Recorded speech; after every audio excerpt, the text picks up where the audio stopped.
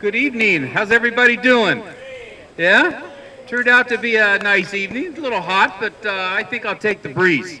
Can you guys hear me okay? Okay, great.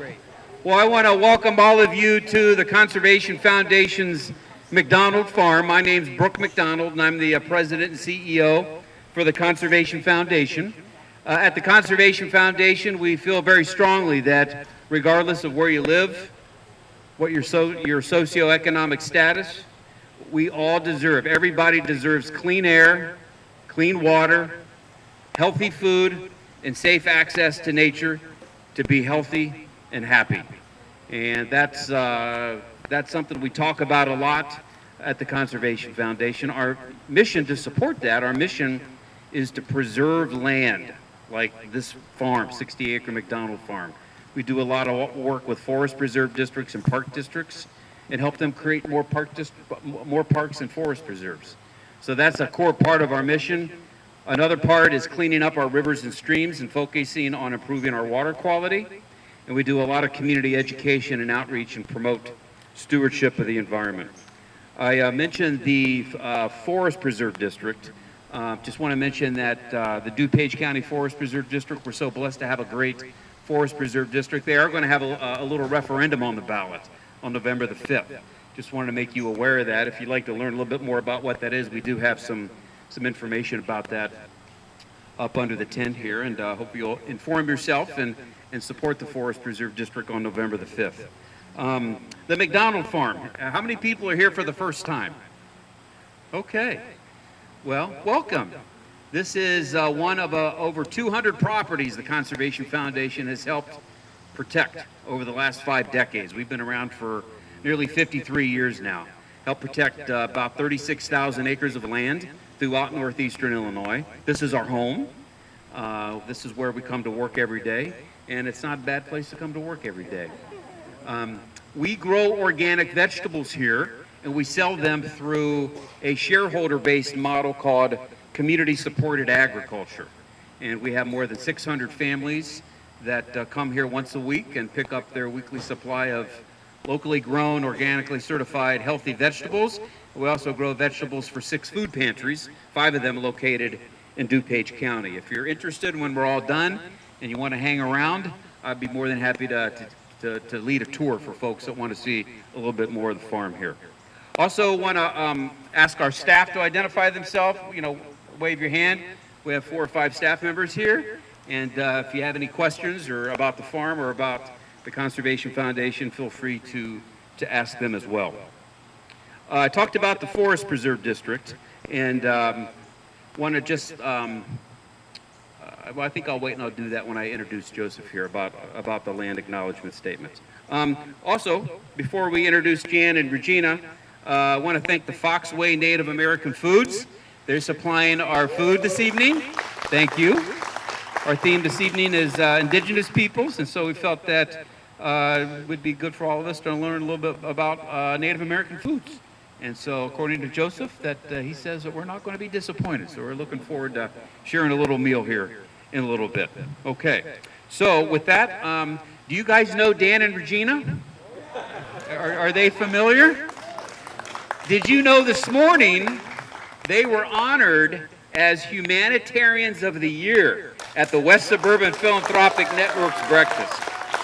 So I'm honored to know both of you. And you may not know this, but Dan is on our board of trustees here at the Conservation Foundation. And so he's a great board member. So Dan, give it to you first. All right. So if Sister Charles Maurice from Little Flower Grade School knew that I got this award, she's rolling over in her grave right now. Thank you everybody for coming. This is so fun. We have our wonderful monthly event here. Brooke McDonald, 28 years running the show here. One of the best leaders of the conservation world in the state of Illinois. He's also the president of the Prairie State Society, which is all the conservation organizations from around the whole state. So this guy knows his stuff, and he's a brand new grandpa too. So we're proud of you for that as well. So appreciate you so much, Brooke, and thank you for being able to provide us with all these wonderful experiences today. Our next Martin Luther King event, so if you make sure to get on your calendar, is going to be next week. The McCormick Foundation, they think what we're doing is really cool, And so they want to host a cocktail party. Regina and I get a phone call from Matt LaFond of Cantini. Would you guys, do you think all your volunteers would want to come so we could say thank you to them for being a part of this? And would you like to, they come to a cocktail party for free? What, well, yeah, I guess so. I'm not going to say no to that. So it's simply a come and enjoy your experience. They're going to have food, drink, and then you're going to get a master gardener to see their cajillion's a lot of money, their incredible garden. And then we're going to go over to the First Division Museum. And I know Mr. Knight's a Navy guy, so I know anybody in the military knows that this is like the Disney World of War Museums. You walk out into Omaha Beach, and you're on Omaha Beach. It blows your mind. So everybody's invited to come to that. We have a variety of events that are going to be happening all the way up until January 20th, which is our big event. And Regina's going to talk more about the exciting news that she announced today. And then where's our Morton Arboretum leader and czar? There she is. You've invited all of us to come. She's providing you, we need to give her a hand, free illumination tickets. She's having us come to be able to experience Morton Arboretum. Thank you very much. It's going to be wonderful. So without any further ado, the person that really makes this thing real is Regina Brett. And she's part of our family now. I just love this lady. And without any further ado, here is the most incredibly dressed woman that we could ever imagine. Regina Brett. Thank you, Dan. Thank you so very, very much. I give honor to God first because I know that Dr. Martin Luther King was all about unity in the community, and I just want you to look around yourselves and give yourselves a round of applause because that's exactly what we have is diversity, today equity, and inclusion. So give yourself a round of applause. I'm just so overwhelmed from this morning, because I'm very modest about awards because I just do know that I've asked God to let me do His will, and every morning I wake up with those intentions. And I say that because there's so much to be done in this world before any of us leave here, and many of us have already begun to answer the call. So I start to say this morning, and I mentioned that I stand on many shoulders, Mr. Goodwin's shoulders, Dan Wagner's shoulders, Mr. Cosenza's shoulders, and I met Brooke many months ago, and he welcomed us over here, and the missionary ladies came over, and he gave us peppers and honey. We got honey from him. And so nature is very important, but last but not least, I thank God for the Native Americans. Give them a round of applause. Because before any of us, it was them. And Christina's going to talk about that soon. But I also want to say thank you for your support. Thank you for your donations. Thank you for the love that you've shown Dan and I, because this would not be in fruition if it was not for you. So we had a beautiful breakfast in 2024. We were able to get a gentleman who worked for freedom, a blue-eyed soul brother by the name of Bob Zellner, who knocked on black people's doors in 1957 when it was not popular. And he's now 84, and some of you got a chance to meet him. But this time, you're going to meet a man who heard the cry of a 16-year-old young lady by the name of Claudette Colvin. She was pregnant when she entered a segregated bus. She sat down because she was ill, and her words at 15 years old as she was being arrested is, "I'm only 15 years old, and I sat down on a bus and caused somewhat of an injustice, and I can't understand for the life of me why adults won't do something about it, but I did." And then there was a Rosa Parks who took on the same issue, and she sat on the bus. But then there was a man who came to her rescue by the name of Mr. Fred Gray. He was her attorney who got her out of jail, and he also was the attorney for the Tuskegee syphilis um, institute that killed many black men just by using them as guinea pigs back in the day. Mr. Fred Gray is 93 years old, and if we're all blessed enough to be there Monday, January 20th, 2025, you will meet him. And so get your tickets ready, get your tables bought. Uh, the announcement will come out in a week, and we look forward to hopefully seeing you, God willing. Thank you, Brooke, for what you're doing. We really appreciate your hospitality tonight.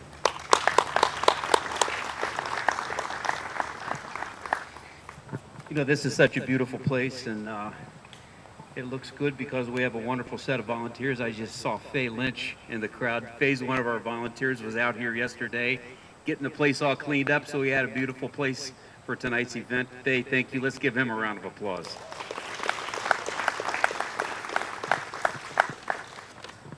At the core of our mission at the Conservation Foundation is land conservation, land preservation. It's only appropriate that I read our Native American land acknowledgement that Joseph Standing Bear, who I'll introduce here in a minute, helped us put this together. As an organization dedicated to environmental stewardship, we acknowledge the many Native people and tribes who were the original stewards of this land for thousands of years before European settlement. With reverence and respect, we acknowledge their indigenous spirit of everything that is on and in the land. Native peoples did not choose to leave this land, and now we are working to carry on the legacy of land stewardship that is inherent in their culture and customs. Please join me in welcoming my longtime friend, President of the Midwest Soaring Foundation, Joseph Standing Bear.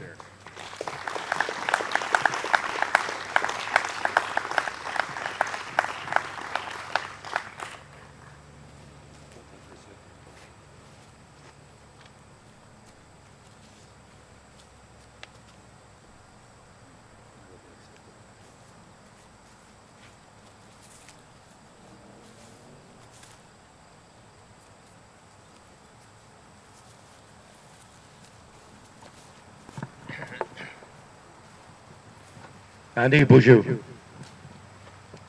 Very happy to be here today with Brooke. Brooke and I have been good friends for many years.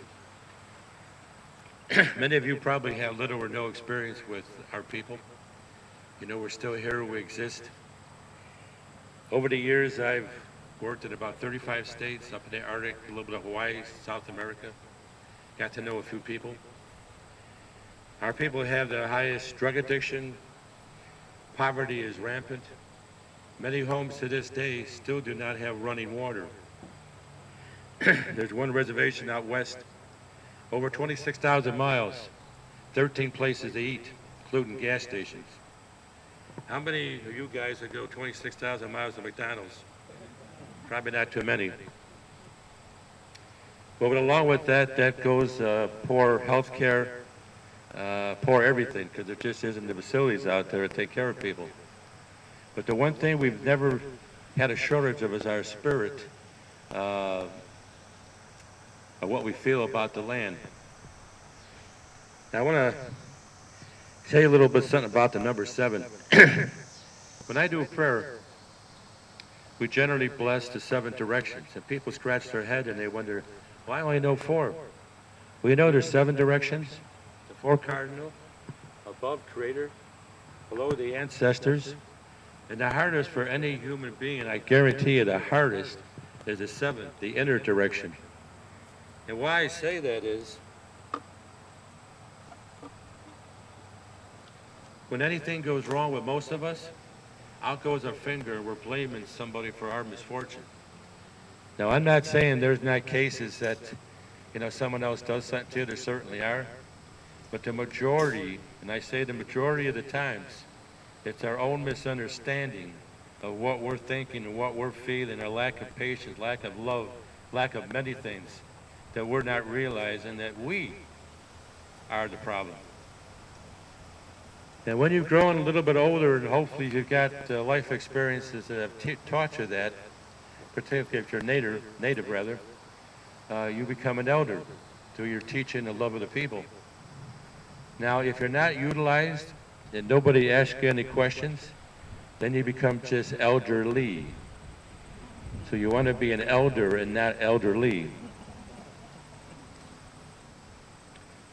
You know, I talk about many stuff, and I get invited to many different places. Tuesday, I was asked to go to Brookfield Zoo, and I gave the last rites for Judy, the 24-year-old bison that was iconic to the zoo. And many of the stuff I do emotionally affects me. It's not pleasant, but it's giving that respect to the seven directions, to different life forms that we have. Now, Brooke knows about that. The conservation people know about that. Every single thing that we have in life is important. Even when we walk on the Mother Earth, we're killing things. We never see them, but you know they're there. You know, we're walking on them. Sometimes we kill them, hurt them. You don't know that. You know, can't see them. But those things are part of life. We have our big powwow. I have flyers on top here. Our powwow, second week of October, DuPage County Fairground. And we're trying really hard to do good things for our people. We have a scholarship every year we do at the powwow. And I'm happy to say that over the years, our foundation has given out 60 scholarships. Last year we gave out 7. Now I've been sick part of this year. Well, don't thank me, thank the Creator to make those people that came forward and gave that money. You know, and I interview each one of these applicants that apply.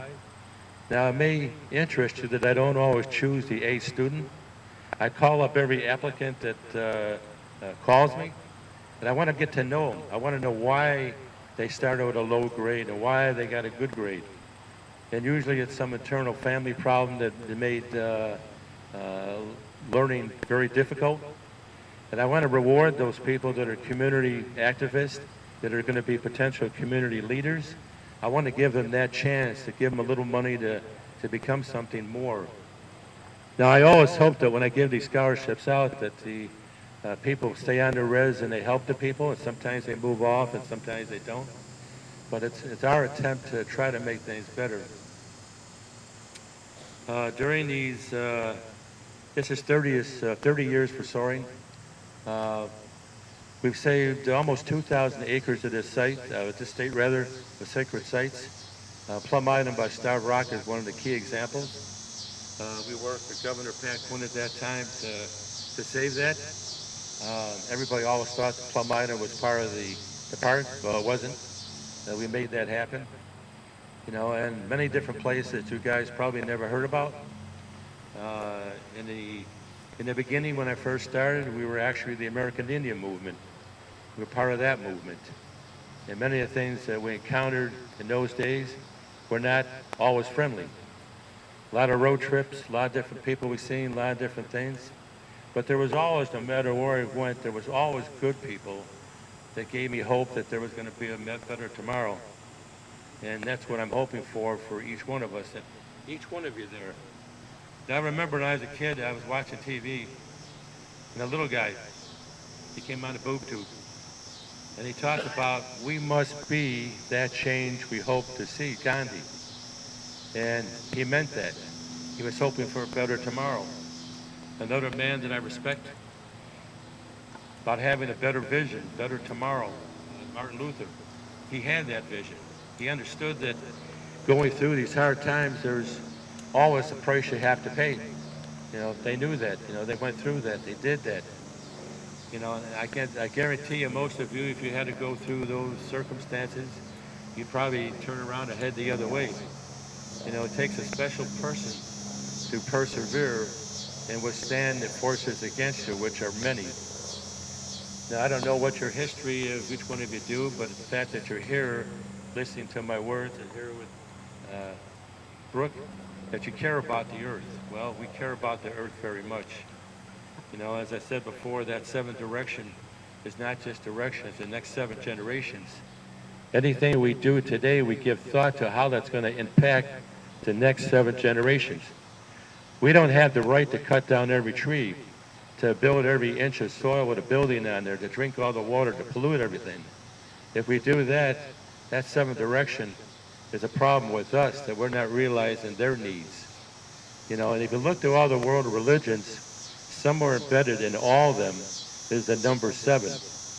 You know, in fact, the old prophecy is saying that many eons ago, excuse me, all mankind was on one supercontinent, Pangaea. Creator come down. He says there's going to be a separation because you're not getting along, you're causing wars, you're not appreciating what you have. There's going to be a long separation. He said at the end of the separation, the other colors are going to rejoin you. And in the last 500 years, those colors did rejoin our nation. Now the problem is, when we got to space, I'm going to ask you a question about that 7. How many continents do we have? 7. How many oceans do we have? 7. Now it could have been 6 or 9 or none, but that 7, I'm telling you from my point, the way I was taught and learned, that 7 is a sacred number. And most of the other colors forgot what that meant. But that 7 is by how I live my life. Now normally with this medicine wheel, it's got the 4 colors of mankind. The way I treat people, every color is equal. There's good people and bad people in every color. And we have to work together to make what's left of this world better before there's nothing left. You know, and don't sit in a rocking chair. Don't turn yourself into dust. Be the human beings that the Creator made you to be. Stand up, be proud, do something good. And when you've done that, then you've lived a good life. Otherwise, you've just wasted that time. We're all born. We're all going to die. It's that thing you do in between that matters. That's what you own, is that in-between time. Thank you for listening to my words, and know that we care about you, and that continue to do what good work you do. And Brooke, bless you for what you do. Oh, people.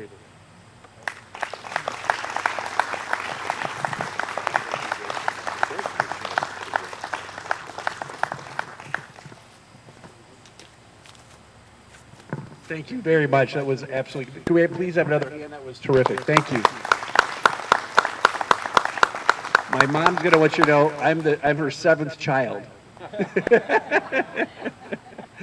Well, again, we are excited today to be able to have so many wonderful speakers, things to learn about and help us all grow individually, and that's why we are a part of all this.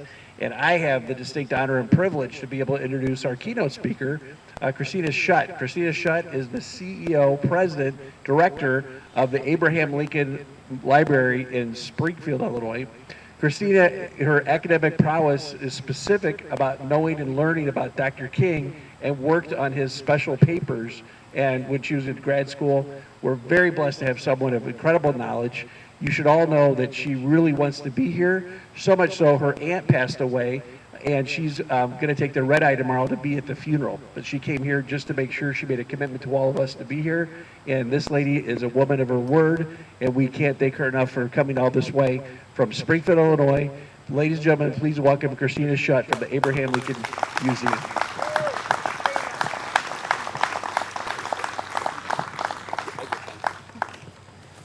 Well, thank you, Dan, for that warm welcome. Thank you to Regina. It's been great. I've gotten to experience a little bit of Naperville today. Went to the settlement, and so that was just really fascinating to see just amazing local history.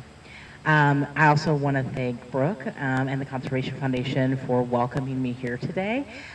Just how amazing is it to be in this space and to be outside? I lived in Arkansas for 10 years, and you can never be outside in Arkansas, and it is a beautiful space because you're covered in pollen and it's really hot all the time. So it's wonderful, even though it's warm, it's wonderful to be out here. I also would like to thank Joseph Standing Bear for those incredible comments that you said, especially around thinking of 7 generations. One of the things that we do, and you'll hear more about it later, but one of the things we do at the Lincoln Presidential Library Museum is think about our work in the 7 generations framework. That we're not making decisions for today, we're making decisions for 7 generations from now. And what kind of museum do we want to be? What kind of ancestor do we want to be, right? And I love the fact, again, that we're centering Native American story in this place. So it is altogether fitting that the DuPage County MLK Advisory Committee would be interested in doing an event honoring and deepening their knowledge of Indigenous culture and history. So after all, as many of you may know, MLK was actually a strong proponent of Native rights. In fact, King collaborated with the Poarch Band Creek Indians during the 1950s as they sought to desegregate schools in southern Alabama. At the time, lighter-skinned Native children were allowed to ride school buses and attend desegregated, previously all-white schools. However, darker-skinned Native children, including those from the same household, were not allowed to ride those same buses. And so the Native community had reached out to him, and so with King's intervention, the buses were desegregated, and Native children in Alabama, regardless of their skin color, could ride the same buses. Furthermore, numerous Native communities were actually present at the March on Washington, and the modern civil rights movement is regularly cited as inspiration for the Native American kind of modern rights movement of the 1960s and 70s. So as I was kind of reflecting and as I begin this evening, I was really thinking about the words of Dr. Martin Luther King Jr. In his 1963 book, Why We Can't Wait, he is reflecting on these kind of historic injustices, and he's thinking about the roots of racism in the United States. And he writes, quote, "Our nation was born in genocide. When it embraced the doctrine that the original American, the Indian, was an inferior race. Even before there were large numbers of black people on our shores, the scars of racial hatred had already disfigured colonial society. From the 16th century forward, blood flowed in battles of racial supremacy. We are perhaps the only nation which tried, as a matter of national policy, to wipe out its indigenous population. Moreover, we elevated that tragic experience into a noble crusade. Indeed, even today, we have not permitted ourselves to reject or feel remorse for this shameful episode. Our literature, our films, our drama, our folklore all exalt it." So think about that. Think about what he's saying there, right? Think about how many Western movies you've seen, right? Think about all of the ways, right, in which our culture, in which our Americanness exalts that story. So as we consider this history, you can imagine my surprise as executive director for the Abraham Lincoln Presidential Library and Museum, whose mission really involves sharing with the world the life and legacy of Abraham Lincoln, to be invited to speak at an event honoring Native Indigenous communities. Especially because, let's be honest, Lincoln does not have the best track record when it comes to Indigenous communities. And by best track record, I mean like a terrible track record, right? Lincoln's family, like so many of the people who came before, were actively in part of settler colonization. So this centuries-long genocidal activity used both official U.S. policy and founding mythology to encourage the acquisition of indigenous stewarded lands by illegal treaties and violent force. And while Lincoln's family did not directly purchase their land through these means, they were the benefit of this behavior. In fact, Lincoln himself signed the 1862 Homestead Act, which increased the number of white settlers into the Western Territory, often pushing indigenous communities out of land. The colonizers introduced unsustainable farming methods and decreased the buffalo population, among other complexities and traumas. And let's be honest, let's not forget that Lincoln, while he saw no combat, he was elected captain of his unit during the Black Hawk War. A war brought on when Black Hawk, a Sauk warrior, led about 1,000 Sauk, Fox, and Kickapoo men, women, and children were part of this, let's not forget that, across the Mississippi River to reclaim land here in Illinois. And like so many wars and skirmishes that would happen before and after, it ultimately ended with the removal of these Native communities. As president, Lincoln continued many of the actions of his predecessors towards indigenous communities. He implemented discriminatory policies. He did not enforce treaties that prevented white encroachment on Indian land, and he forced indigenous people into assimilation in internment camps and reservations. And of course, so much of these actions were really driven by Lincoln's own views on American Indians, which were problematic at best. He was someone who believed in American exceptionalism. He believed in manifest destiny and the possibilities of the railroad to connect a vast land. In Lincoln's view, the American, quote, owns a large part of the world by right of possessing it, and all the rest by right of wanting it and intending to have it. In Lincoln's mind, as with so many others of the time, the Native American presence was seen as a foreign one that would ultimately be pushed out to make way for American progress. Lincoln made a lot of bad choices when it came to his dealings with indigenous people. And while he could envision a world without slavery and could consider the possibility of granting black men who fought for the United States the right to vote, he simply chose to ignore the harmful ideology and his actions that were leading to the death of thousands within Native communities. So the question for us today is, what do we do with all this? Right? What do we do with a history that is complicated and messy and frankly sometimes downright horrific? How do we both learn from the past while also working not to repeat it? Well, maybe we start with what Dr. King said when he said that we should stop exalting these horrible narratives.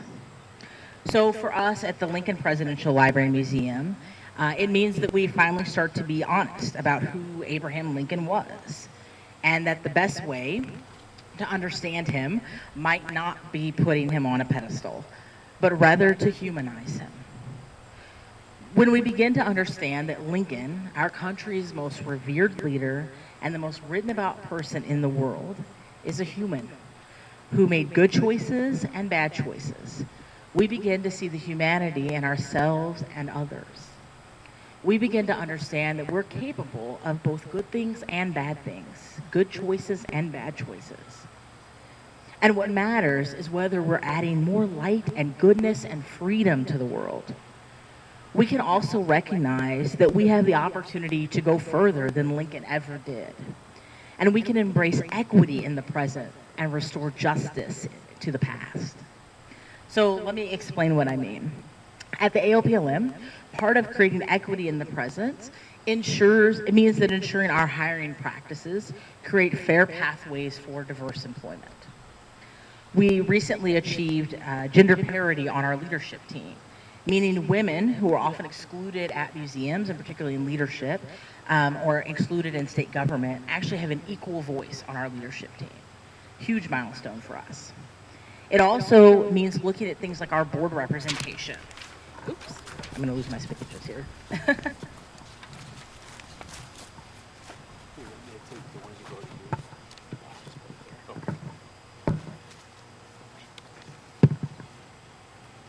My apologies.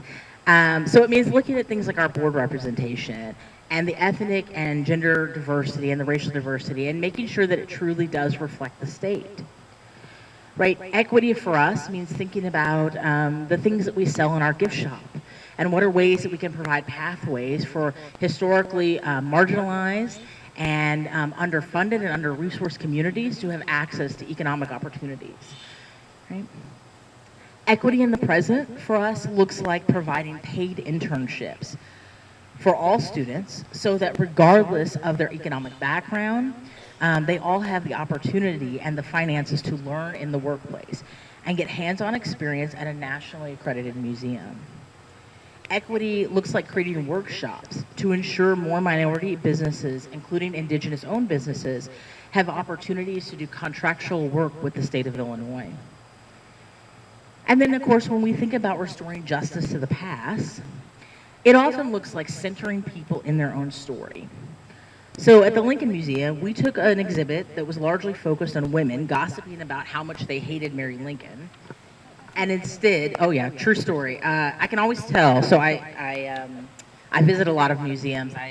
One of one of the many hats that I wear is helping to get more museums nationally accredited. And I can always tell who designed the exhibit based on what the label says. If the labels are about gossiping, I know it was not a woman who designed that. If the labels don't use appropriate or people-centered language, I know that it was not people who were considering, there were not people with disabilities that were present in the designing of the labels. I can always tell, always. And actually, that should be a challenge for you. When you go into museums, notice the labels. What does it say? What does it not say? Who's included? Who's not included? And so for our labels, one of the things that we've done is we now focus on women and talking about women that are using their social capital to influence politics well before they had the right to vote. We recently did an exhibit last year called Here I Have Lived Home in Illinois. And one of my favorite pieces about the exhibit was that we featured the stories of 39 individual people who have fought for and created and built homes in Illinois. And it's a diverse and incredibly beautiful array of folks who have built and created homes here in Illinois. And of course, we started and talked about Lincoln and created Lincoln's Parlor as part of that, but then we expanded it outside of that to really focus on just the sheer diversity of Illinois. I think that often gets glossed over in the mainstream in media, right? It's this sort of broad brush picture that we're all the same in the Midwest. But we were able to really show just the beauty of the diversity. And one of the things, again, in centering people in their own stories was making sure that we're actually representing, right, the diversity of the state, that those stories are being told, that we're giving people a snapshot, that we're not just talking about the indigenous population at Cahokia, right, but we're also centering and talking about modern indigenous populations, that we're talking about and using imagery and utilizing artifacts, again, not just from the historical presence, but from the modern presence, right, to understand, to let people understand that many of these communities are still here, right? And so again, that's part of that restoring justice in the present, right? In the past, you know, we spent a lot of time focused on Lincoln as the great savior, right? Many of you probably felt that or encountered that in your history textbooks, in your own reading about Lincoln. I think it's to a discredit, right? There's this idea that Lincoln sort of magicked the idea of emancipating 4 million people from nowhere. But now we actually tell the historical truth, right? That enslaved people were emancipating themselves through escape, through burning down barns, and aiding the U.S. war effort in any and every way possible. We talk about how the Civil War wasn't going so great for the U.S. government until Lincoln allowed for the enlistment of over 200,000 black men through the Emancipation Proclamation. And you know what's pretty remarkable about all of that? What's remarkable is that instead of Lincoln being this magical savior, he's a president who listens. What a radical concept today, right? A president who listens, who sees what's happening on the ground, and then he responds accordingly, right? A mark of good leadership. That he was willing to listen to African Americans like Elizabeth Keckley, who was a dressmaker for his wife, Frederick Douglass, who many of you may recognize, William Johnson, who actually started out as Lincoln's barber and was an African American businessman here in Springfield, and who Lincoln brings with him to Washington. And to men like William Slade, who was one of the African American stewards in the White House. And so through telling the stories of African Americans and giving them back the agency that history has stolen from them, we shine a light and restore justice to them in the present. Restoring justice for me looks like changing Illinois law to create the first Illinois state historian who is required to have expertise in Native, Asian American, Black, Latine, or LGBTQ history. It's actually the first diverse historian in this country's history. This position, the first in the nation, has the potential to make known, thank you. It was a crash course in Illinois politics, doing that my very first year on the job.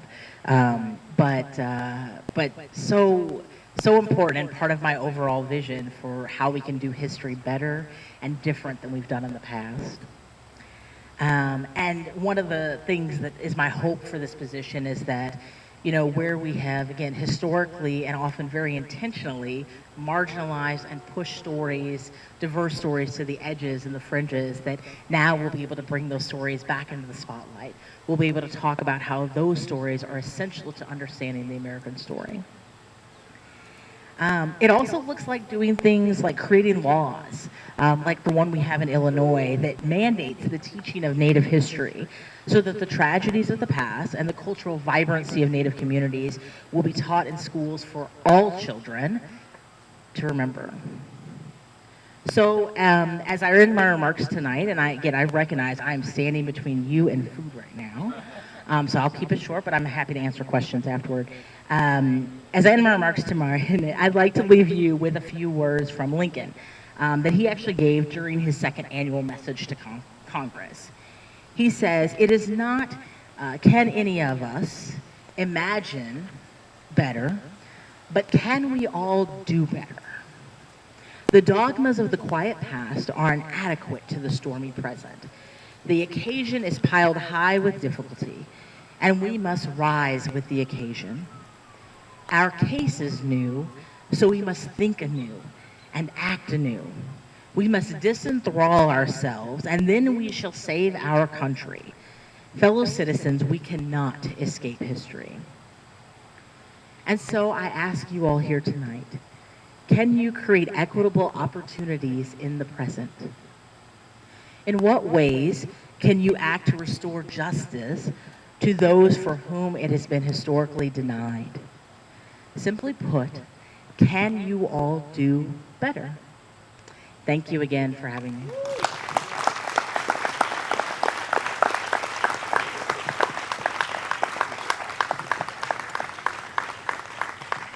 That was really great. Thanks to both of our speakers tonight. And Joseph, I know you need to leave here shortly. Do you have time to at least eat? Get some food? All right. So I think, and so this isn't a free-for-all. I think we can form two lines, right? Two lines on either side. And there's plates up there. There are drinks in the cooler. There's water. They've got recycling and trash over here. So maybe Joseph, maybe you and your driver can go first, since I know you guys need to leave here to go off to another event. So thank you all. Let's give another round of applause to our speakers this evening. Wonderful. Christine, I noticed that the sun was beaming right down on you when you were finishing up there. So great. So enjoy the rest of your evening here, and after dinner, if anyone wants to go on a tour, I'd be happy to walk around the farm a little bit and show you some of the cool stuff we have here.